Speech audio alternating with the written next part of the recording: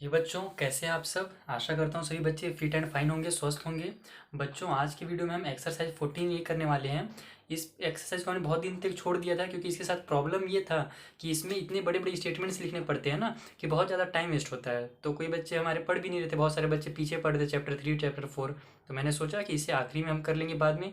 लेकिन इतना कमेंट आया इस चैप्टर के लिए, इतना कमेंट आया जितना आज तक किसी भी चैप्टर के लिए कमेंट नहीं आया था।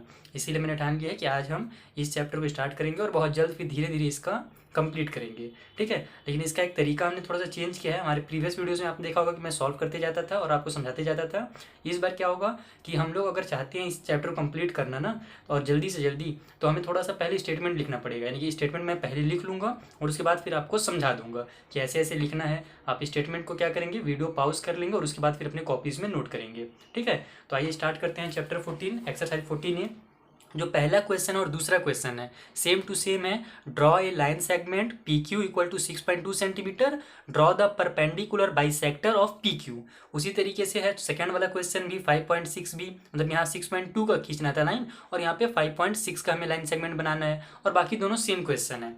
तो हम एक क्वेश्चन को आपको समझाते हैं अच्छे से, उसके बाद आपको पूरा क्लियर हो जाएगा। पहले तो ये समझ लो कि परपेंडिकुलर बाइसेक्टर क्या होता है। तो परपेंडिकुलर आपने पता ही होगा कि एकदम सीधी लाइन जो होती है दो लाइंस के बीच में, उसे परपेंडिकुलर कहा जाता था। बाइसेक्टर का मतलब होता है कि किसी भी लाइन को एकदम सीधाई से, कोई भी लाइन अगर बराबर बराबर दो भागों में कट करे ना तो उसी को कहा जाता है परपेंडिकुलर बाइसेक्टर। अब देखो इसको मैं सॉल्व करता हूँ और आपको समझाता हूँ।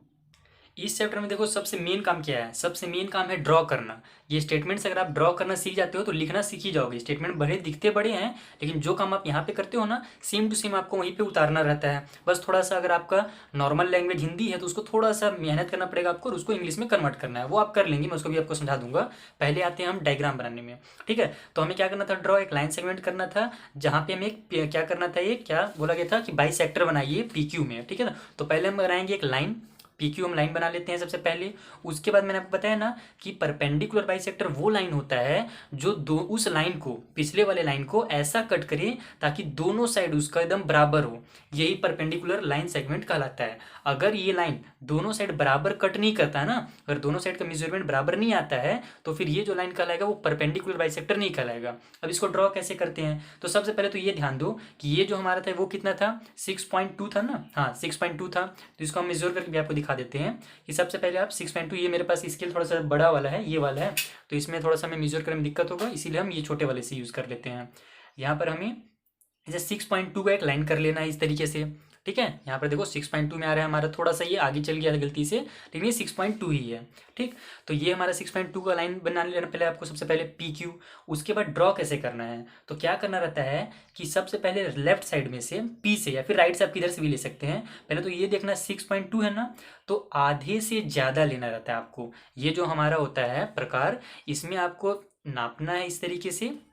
ये जो हमारे पास है स्केल, तो इसमें 6.2 है तो आधा कितना हो जाएगा, 3.1 हो जाएगा। तो आप क्या करो, 4 नाप लो। कितना नाप लो, 4, यानी कि आधे से ज़्यादा होना चाहिए बस साइज में, यानी कि ये बीचों बीच नहीं आना चाहिए, इससे आगे जाना चाहिए इसकी साइज। ठीक है, तो फिर वो बीच में आ जाएगा बाद में। अब देखो इसको क्या करना, 4 नाप लेना पहले।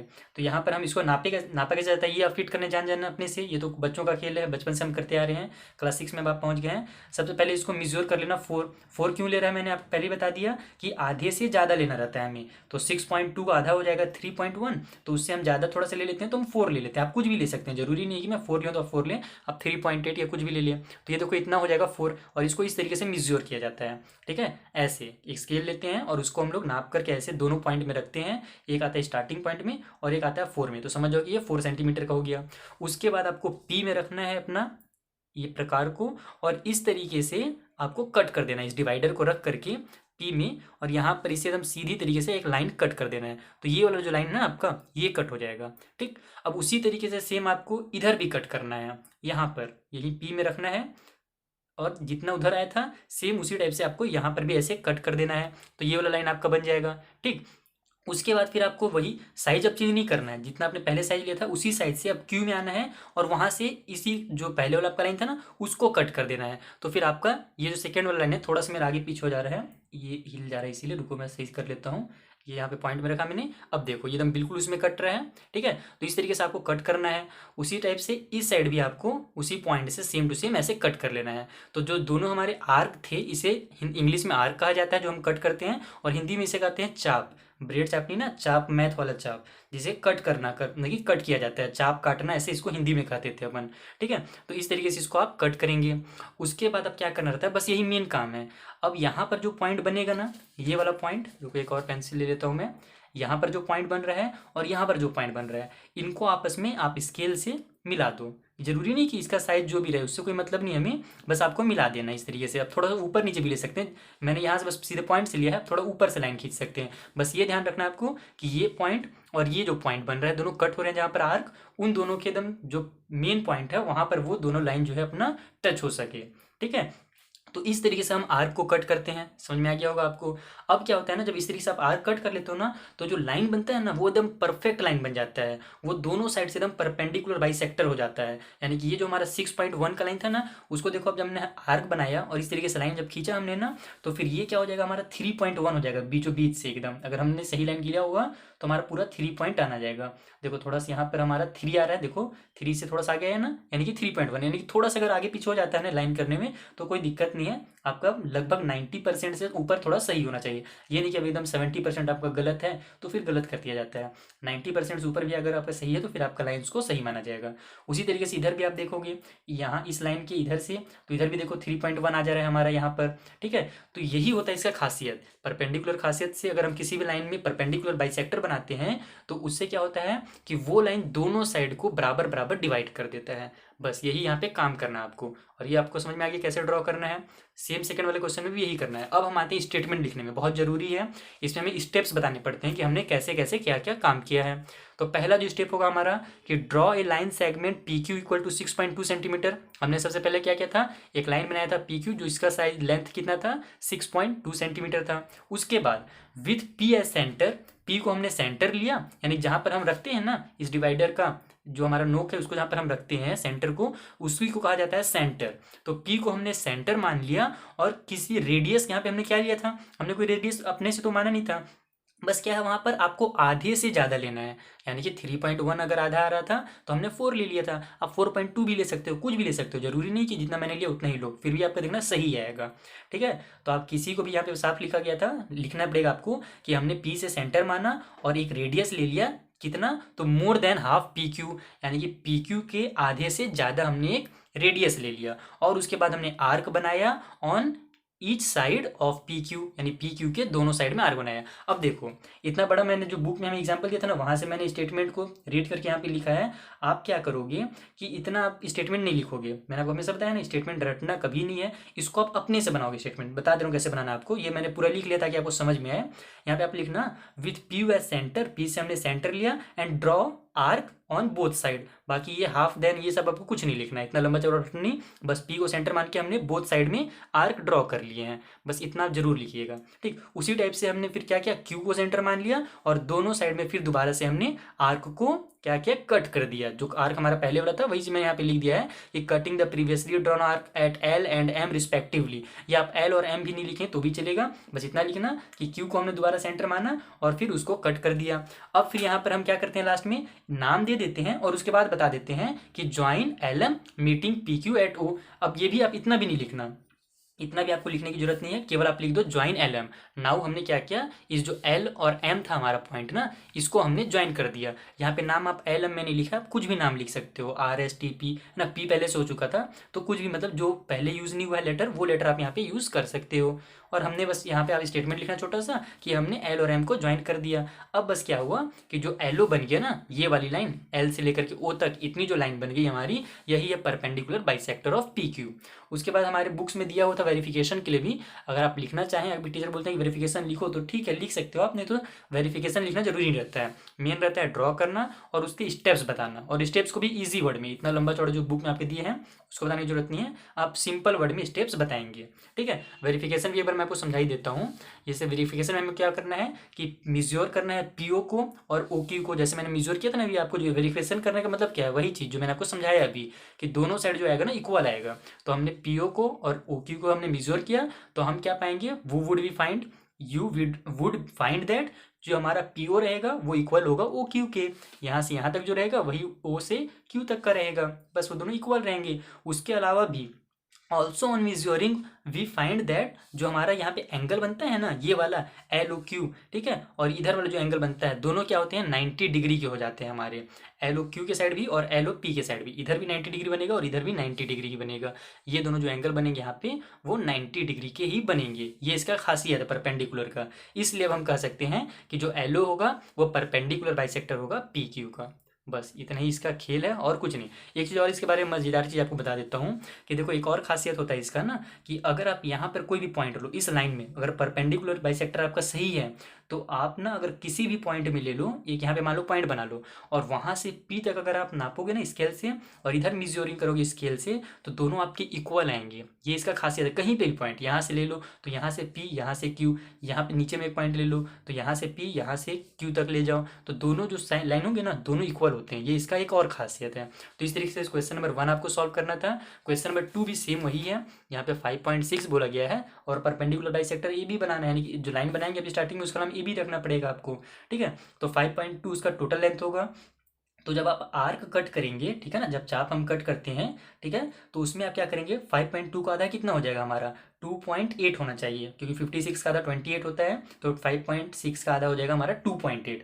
तो आप इसका आधे से ज़्यादा, यानी कि जब इसको आप मेज्योर करोगे ना हमारे प्रोटेक्टर को तो आप क्या करना आधे से ज़्यादा ले लेना, यानी कि 2.8 से ज़्यादा। अब 2.8 से कितना ज़्यादा लेना तो 3.5 तक ले लेना, आप 3.5 ले लेना, उससे आपका परफेक्ट आ जाना चाहिए, ठीक है। यानी इसको 3.5 नापना और फिर एक लाइन में रख करके एक साइड में रख करके ऊपर में चाप कटना, फिर इधर से भी आर्क कट करना, नीचे में भी आर्क कट करना उसी साइड लेंथ से, यानी कि 3.5 ले लेना, क्योंकि हमारा 5.6 है उसके आधे से ज़्यादा ये मेरे ख्याल से परफेक्ट होना चाहिए, ठीक। एक बार आप करके देखना आपसे कन्फर्मली ये बन जाएगा। अगले क्वेश्चन में आते हैं।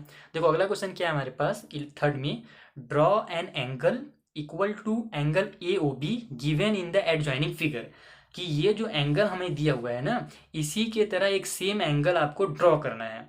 अब क्या होता है इसमें कि दो क्वेश्चन आते हैं ड्रॉ करने वाले। अगर एग्जाम एक देखो एक हमने 13 वाले चैप्टर में पढ़ा था और एक यहाँ पे 14 वाले में भी आ गया, वहाँ पे भी एंगल करना था, लेकिन उसमें क्या लगता है ना उसमें आप क्वेश्चन में रीड करना 13 का जो लास्ट एक्सरसाइज था कि वहाँ पे 3D में जो भी एक्सरसाइज था ये लिखा होता है कि मेज्योर कीजिए एंगल को और उसी के सेम साइज का दूसरा एक एंगल बनाइए। समझ में आया बात, वहाँ पे मेज्योर करके बनाना था, यानी कि आप पकड़ो चांदा और फिर इस तरीके से यहाँ पर मेज्योर कर लो कि कितना डिग्री का ये एंगल है तो उतनी ही डिग्री का एक दूसरा वाला बना दो, जैसे मैंने आपको वहाँ सिखाया था चैप्टर 13 में, एकदम ईजी काम था वो। लेकिन यहाँ पर अब अपने को ना आर्क कट करके एक होता है रूल, आर्क कट करके एक सेम एंगल बनाया जाता है, उस रूल से बनाना है। बहुत ईजी रहता है, ये भी बहुत ईजी रहता है, लेकिन उस रूल से बनाना है। ये नहीं कि आपने इसको मेज्योर किया और उसके बाद दूसरा भी इसका लिख दिया कि ये इतना मेज्योरिंग है और सेकंड वाले को फिर उसी साइज का एक और बना दिया, तो फिर ये गलत हो जाएगा अगर इस वाले क्वेश्चन से आता है तब, ठीक है। अगर वो आता है तो वहाँ तो आपको मेज्योर ही करना है, वहाँ पे साफ लिखा भी हुआ था क्वेश्चन की स्टार्टिंग में कि मेज्योर कीजिए एंगल को, लेकिन यहाँ पे ऐसा कुछ नहीं लिखा है, ठीक। तो यहाँ पर हमको जो रूल है हमारा कि अगर कोई भी एंगल दिया हुआ है हमें और उसी साइज का अगर दूसरा एंगल बनाना है तो उसे कैसे कंस्ट्रक्ट किया जाता है रूलर का यूज़ करके, कैंपस का यूज़ करके, ये कंपासेस का यूज़ करके, वो हमको यहाँ पर देखना है। तो आइए इसको भी मैं आपको समझा देता हूँ। सबसे पहले काम आपको क्या करना पड़ेगा कि यहाँ पर एक पॉइंट लेना है आपको ओ में, ठीक है, ये वाला पकड़िए अपना और यहाँ पर एक पॉइंट लीजिए और इससे कहीं पे भी थोड़े दूर में जो भी आपको दिया रहे डायग्राम, जो भी दिया रहे ना, चाहे आपको क्वेश्चन पेपर में दिया रहे या फिर एक टेस्ट पेपर में दिया रहे, बुक में दिया रहे, इसी में आपको कर लेना है, कोई दिक्कत नहीं है।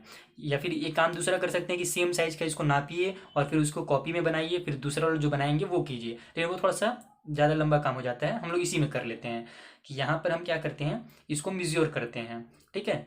तो ये हमारा मेज्योर का मतलब है कि किसी भी पॉइंट से आपको ले लेना है, यानी कि आप यहाँ से यहाँ तक को भी ऐसे आर्क कट कर सकते हैं, थोड़ी दूर भी कट कर सकते हैं, लेकिन थोड़े दूर कट करने का फ़ायदा ये होता है ना कि जब हमको छोटा करना पड़ता है ना तो ये जो हमारा रहता है ये पूरा पूरा टच यहाँ पर नहीं हो पाता है, तो ज़्यादा छोटा अगर आप ले लेंगे ना तो फिर ये पूरा पूरा सटेगा नहीं। आप अपने से करके एक बार देखिएगा, मैं यहाँ पे आपको बता रहा हूँ जितना उतना कीजिएगा, थोड़ा सा इसको बड़ा कर लीजिएगा, ठीक है। मैंने यहाँ पर इतना लिया है तो थोड़ा सा मुझे डिफिकल्टीज हुई थी लेकिन बाद में फिर काम बन गया था। तो अब इतना करके आपको यहाँ पर से ऐसे नाप लेना, कुछ इसको मेजर नहीं करना है आपको, बस अपने हिसाब से कि किसी भी पॉइंट ओ में रखना है और एक थोड़ा सा इसको लंबा करना है और इस तरीके से एक आर्क कट कर देना है, ठीक है। तो एक आर्क हो गया हमारा सी में, एक आर्क हो गया हमारा यहाँ पे डी में, ठीक है।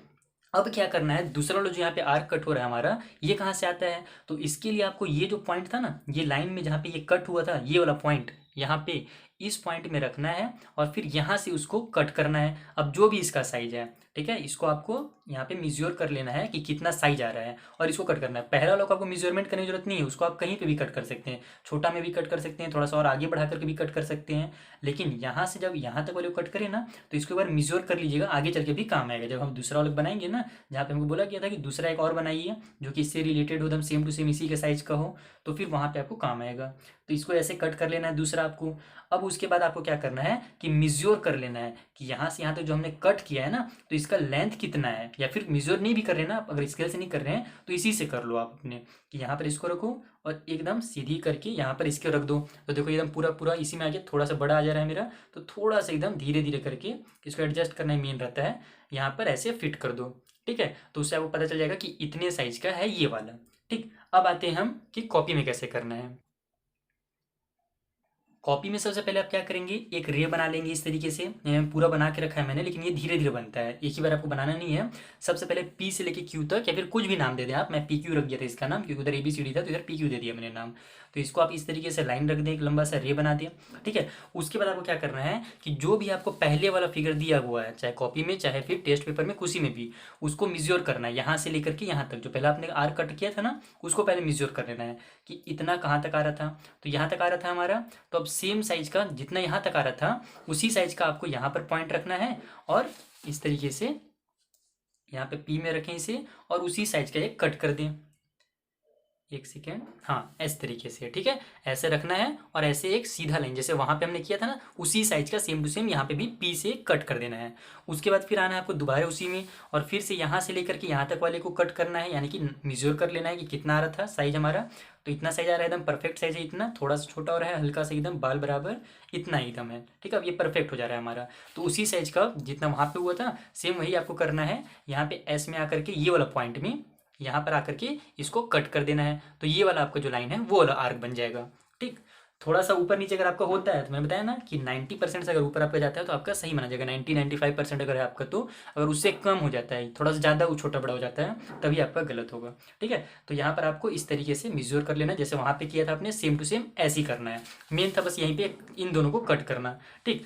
अब आपको कुछ नहीं करना है, यहाँ पे एक पॉइंट बना लीजिए छोटा सा, और उसके बाद फिर एक लंबी सी यहाँ पे लाइन खींच दीजिए, इस पॉइंट पी से लेकर के पॉइंट क्यू तक, या फिर इधर क्यू तो इधर है तो इधर आर नाम दे देते हैं। तो ये वाला पॉइंट हमारा देखो आ जा रहा है बीच में एकदम, जहाँ पे हमने आर्क कट हुआ है। हमारे दोनों जो आर्क कट होते हैं ना, जहाँ पर उसके बीचों बीच से, जहाँ पर आर्क दोनों कट हुए, उसको एकदम बीचों बीच आपको पॉइंट करना है। और फिर वहीं से ये देखो, ये जो मेरा आर्क है वो थोड़ा लंबा जा रहा है, लेकिन हमको इधर नहीं लेना है, जहाँ पे हमारा कट हो रहा है ना, दोनों आर्क एकदम मेन पॉइंट, उसी पॉइंट में आपको इसको मेजर कर लेना है। सीधी लाइन एकदम सीधी इस तरीके से आपको एक ड्रॉ कर लेनी है। बस ये आपका काम खत्म हो गया। अब इसको ड्रॉ करने से होता क्या है कि जो आपका वहाँ पर साइज़ दिया हुआ था, सेम वही साइज़ यहाँ पे है। तो मैंने इसे मेजर भी किया था, कहाँ गया मेरा, यहाँ पर हमने जब इसको मेजर भी किया था ना, तो ये मेरे ख्याल से 45 के आसपास कुछ आया था, ये जो बुक में दिया हुआ है। हाँ देखो 40 और 50 के बीच से थोड़ा सा आगे है, तो 46 45 इसी टाइप से ये वाला आ रहा है। और ये वाला भी आप मेजर करोगे तो वो भी इसी टाइप से आ जाएगा, सेम टू सेम। थोड़ा सा अगर आगे पीछे होता है तो कोई दिक्कत नहीं है। एक सेकेंड, अच्छे से फिट कर लें। देखो उस टाइप से आ रहा है ना, 45 से थोड़ा सा आगे आ रहा है, मेरा लंबा है इसीलिए उस टाइप से दिख रहा है, वहाँ पे छोटा सा था इसीलिए थोड़ा कम दिख रहा था। तो बिल्कुल आपका भी इसी तरीके से सही हो जाएगा आंसर। मेन आपको करना था आर कट करना, पहले यहाँ से रख के ऐसे कट करेंगे, दूसरा यहाँ से रख करके ऐसे कट करेंगे, और जो साइज यहाँ पे था वही साइज यहाँ पे ले लेंगे। अब आते हैं लिखने वाले में, तो लिखना इसमें भी मैंने बुक में जो दिया था एग्जाम्पल उसके हिसाब से लिख दिया है, ताकि आपको समझ में आ सके। लेकिन आपको छोटा लिखना है, याद नहीं करना, रटना एकदम नहीं है। सबसे पहले आपको क्या करना था, मैंने बताया ना, लाइन खींचना है एक, तो लाइन खींच लीजिए आप, ठीक है। उसका नाम दे दीजिए पी क्यू, जो भी नाम देना चाहें आप। उसके बाद ओ से लेकर के हमने जो बुक वाला लिया था, पहले उसको लेना है, जो क्वेश्चन आपको दिया ना, पहले उसमें आपको कट किया, मैंने पहले उसमें कट किया है, तो पहले उसके बारे में आपको बताना पड़ेगा कि विथ ओ एज सेंटर, ओ को हमने सेंटर मारा, और फिर एनी रेडियस, कोई भी एक रेडियस ले लिया, कुछ भी एक दूरी ले ली, और draw an arc cutting on O A and O B at C and D respectively. और हमने एक आर्क कट कर लिया, जहाँ जो कि हमारा ओ ए में कट हुआ और फिर ओ बी में कट हुआ। तो इतना आपको लिखना पड़ेगा कि ओ को हमने सेंटर माना, और फिर एनी वाला छोड़ दीजिएगा। ओ को सेंटर मानने के बाद हमने एक आर्क बनाया था, ड्रॉ एक आर्क किया जो ओ ए और ओ बी को कट किया, ओ ए और ओ बी पर हमने एक आर्क बनाया। बस इतना जरूर लिख दीजिएगा, ये सी डी वगैरह भी नहीं लिखे अभी फिलहाल तो चलेगा, ठीक है। लेकिन ये इतना बता दीजिएगा कि ओ सेंटर मान करके हमने कट किया है ओ बी और ओ ए को एक आर्क बना करके।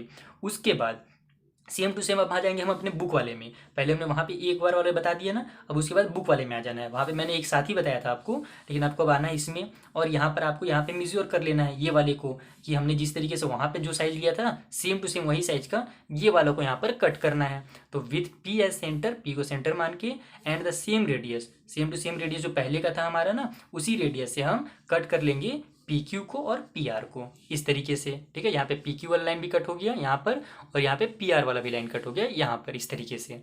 Is that clear? उसके बाद फिर हम क्या करते हैं कि यहाँ पर से आकर के, एस से आकर के, ये वाला जो हमारा एस है सेंटर ले लेते हैं और रेडियस ले लेते हैं सी डी के इक्वल। ठीक है, जितना हमारा सी और डी में जो रेडियस था ना, यहाँ से यहाँ तक का जो इक्वल लेंथ था हमारा, उसी रेडियस से हम क्या करते हैं यहाँ पर एस में आकर के भी एक आर कट कर देते हैं, जो कि एस को कट करता है टी पर, यहाँ पर कट करता है। तो इसको भी पूरा पूरा टी फी मत लिखिए, बस इतना लिख दीजिए कि हम एस को सेंटर मान करके और सेम रेडियस ले लेते हैं सी डी की तरह ही, और एक आर्क कट कर देते हैं, तो कट द आर्क। समझ में आ गया? बस इतना यहाँ पे आपको जरूर लिखना है। और लास्ट है हमारा बस वही कि ज्वाइन कर देना है पीटी को and produce it to any point R. PT को ज्वाइन कर दिया हमने और उसको थोड़ा सा आगे निकाल दिया, प्रोड्यूस कर दिया आर तक। तो वहाँ पे आप कुछ भी लिख सकते हैं, मैंने आर लिख दिया था क्योंकि हमारा पी क्यू आर थोड़ा सा अच्छा लाइन से वो बनता, थोड़ा सा सीक्वेंस बनता। ठीक है, तो अब हमको क्या मिल गया कि जो आर पी क्यू है, ये वाला जो एंगल है, इसको आप आर पी क्यू बोलो या क्यू पी आर भी बोलो, दोनों चलेगा। ऊपर से भी नाम लिख सकते हैं, नीचे से भी। बस ये ध्यान रखना कि पी जो है वो बीच में आना चाहिए, क्योंकि एंगल वहाँ पे बन रहा है। नाम लिखने का भी मैंने सिखाया ना आपको चैप्टर 13 में, बस वही काम करना है। तो हमने यहाँ पे क्या बताया कि अब हमको क्या मिल गया कि आर पी क्यू जो है वही रिक्वायर्ड एंगल है, इक्वल हमारे जो पहले एंगल दिया हुआ था ए ओ बी के। ए ओ बी भी लिख सकते हो इसको आप, बी ओ ए भी लिख सकते हो, लेकिन यहाँ पे हमें ए ओ बी ही लिख दिया था पहले, इसलिए मैंने तो पहले से बी ओ ए ही लिखा था, लेकिन फिर मैंने कट करके ए ओ बी लिख दिया, क्योंकि हमें क्वेश्चन में ए ओ बी दिया हुआ था। यानी कि इस तरीके से आपको इसको सॉल्व करना है। आई होप आपको समझ में आया होगा। थोड़ा सा भी डाउट हो तो थोड़ा सा फिर से पॉज करके वीडियो को बैक जाइएगा और फिर देखिएगा, पक्का है कि आपको समझ में आ जाएगा इतना तो।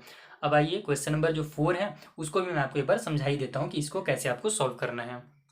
क्वेश्चन नंबर 4 में हमें क्या कहा जा रहा है कि draw an angle of 50 degree, एक एंगल बनाइए 50 डिग्री का इस तरीके से। ठीक है, with the help of protractor, protractor का हेल्प लेकर के, एंड ड्रॉ ए रे बाइसेक्टिंग दिस एंगल। ठीक है, यानी कि इस एंगल को एक रे बाइसेक्टिंग के थ्रू एक ड्रॉ कीजिए, ताकि वो जो एंगल हो दोनों, देखो बाइसेक्टिंग का मतलब होता है पूरी तरीके से दो पार्ट में डिवाइड करना। अगर परपेंडिकुलर बाइसेक्टर आता है यानी कि सीधी लाइन एकदम, और रे बाइसेक्टर का मतलब है कि अगर आपका एंगल किसी भी तरीके से बना हो उसमें एक रे निकले जो उस एंगल को बीचों बीच से दो पार्ट में डिवाइड कर सके। यानी कि ये मान लो हमारा 50 डिग्री का एंगल रहता है ना, तो इसको बीचों बीच से एक एंगल निकालना है हमको, जो कि इसको दोनों पार्ट में डिवाइड कर सके।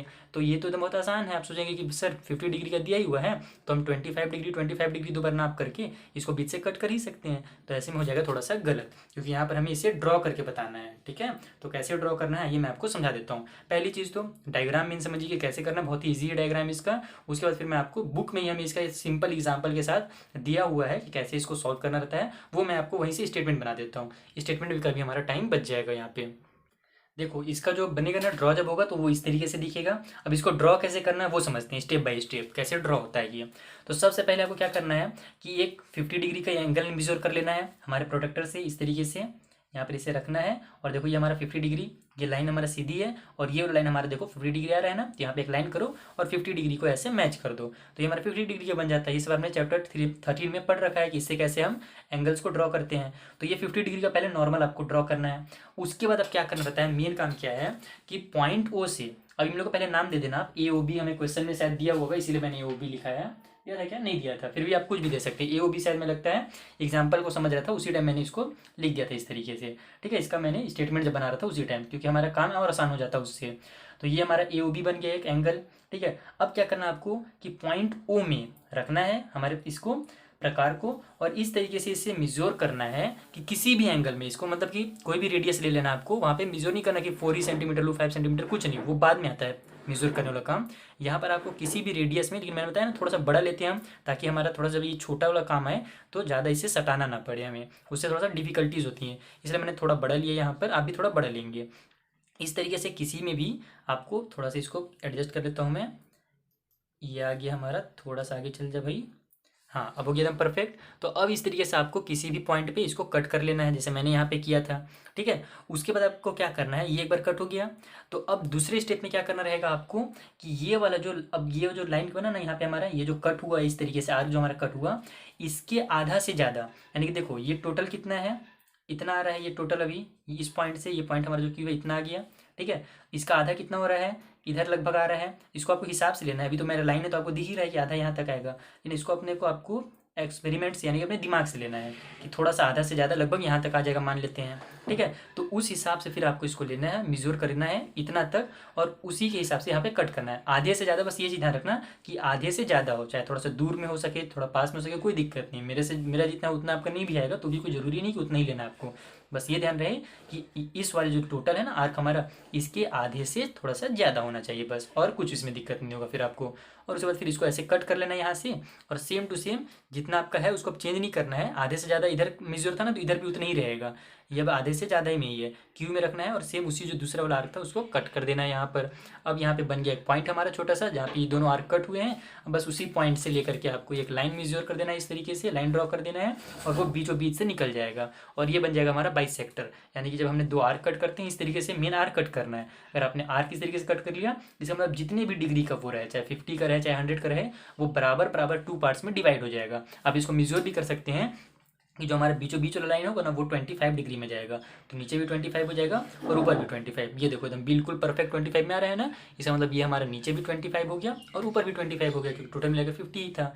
तो मेन है बस आर कट करना, यहाँ से पहले लिखना, एक बार यहाँ पे रखना, फिर समझा देता हूँ मैं। उसके बाद किसी भी रेडियस में किसी भी साइज का आप एक आर कट कर लेना।